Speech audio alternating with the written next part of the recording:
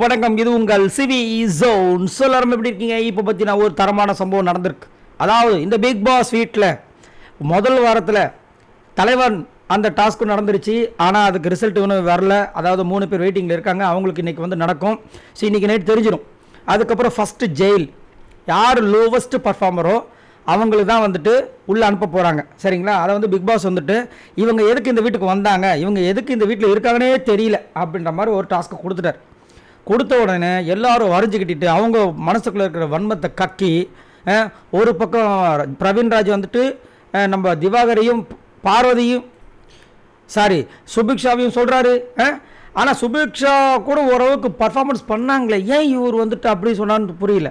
ஏன்னா அப்சரா இருக்காங்க, எஃப்ஜே இருக்காங்க, நந்தினி இருக்காங்க, ரம்யா இருக்காங்க. அப்பா லிஸ்ட்டு போய்க்கிட்டே இருக்குது. திவாகர் வந்துட்டு பிரவீன் வந்து பர்சனல் வயலன்ஸ் பண்ணுறாரு அப்படின்னு சொல்லி அவரை சொல்லி விட்டாப்ல. அதுக்கப்புறம் பிரவீன் காந்தியை சொல்கிறாரு. அது உண்மையிலே ஒரு நல்ல ஒரு விஷயம். ஏன்னா அவரும் ஒன்றுமே பண்ணல. ஆரோரா வந்துட்டு அப்பப்பப்பப்பா வந்து அப்படியே வன்மத்தை கொட்டுறாங்க. பார்வதி திவாகரும் நான் சொன்ன வேலையை செய்யலை, எதுக்கு இருக்காங்கன்னே தெரியல. சொன்ன வேலையை செய்யணுமா எம்மா என்னம்மா. அதுக்கப்புறம் சபரி வந்துட்டு அழகாக ஆறாறு ரம்யாவை சொன்னார். ஆனால் ஆதிரை செம்மையாக சூப்பராக ஒன்று பண்ணாங்க. என்னென்னா அப்சராவை சொன்னாங்க. அவங்க மேக்கப் பண்ணிவிட்டு அப்படியே தான் சுற்றிட்டு இருக்காங்க தவிர வேறு எதுவுமே பண்ணலை. அதே மாதிரி வியானாவை சொன்னாங்க.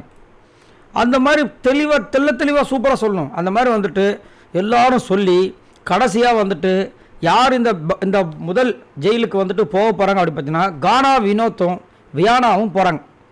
இந்த விஷயத்தை கேட்டவுடனே வியானாவுக்கு ஒரு அதிர்ச்சி. ஜெயிலுக்கு போகிறதுலே அது கிடையாது, வினோத் கூட போகிறதாலங்க அப்படின்னு சொல்லிட்டு இப்போ உட்காந்துட்டு எல்லாருக்கிட்டையும் அழுகுறாங்க. ஆர்ஆர்ஆ கிட்ட போய் சொல்கிறாங்க, எனக்கு துஷார் வந்தால் கூட சூப்பராக இருக்கும், நீ வந்தால் கூட எனக்கு ஓகேவா வரும், ஆனால் வினோத் கூட எப்படி அப்படின்ட்டு புலம்பிட்டு இருக்காங்க. என்ன கொடுமை.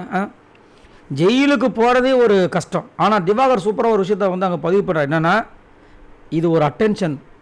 நீ ஜெயிலுக்கு போனால் அங்கே வந்து மக்கள் உன்னை பார்ப்பாங்க.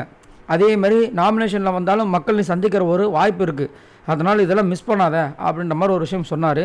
பட் எனக்கு தெரிஞ்சு கானா வினோத் ஓகே தான், வியானாவும் ஓகே தான். பட் வியானாவோட அப்சரா வந்துட்டு உள்ளே வந்திருக்கலாம்.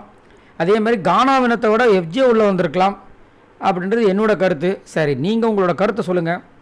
உங்களுக்கு என்ன தோணுது? அதே மாதிரி கலையரசன் கூட உள்ளே வந்திருக்கலாம், ஆர்ஆராக வந்திருக்கலாம். சரி, நீங்கள் உங்களோட கருத்தை சொல்லுங்கள். உங்களுக்கு இந்த 2 பேர் ஜெயிலுக்கு வந்ததை பற்றி என்ன நினைக்கிறீங்க? இவங்க கரெக்டாக இல்லை இன்னும் இவங்க வந்திருந்தா இன்னும் கரெக்டாக இருக்குங்க, அவங்க தான் ஒன்றுமே பண்ணல அப்படின்னு நினைக்கிறீங்களா? மறக்காமல் கமெண்ட்ஸ் பண்ணுங்கள். பாய் நண்பர்களே.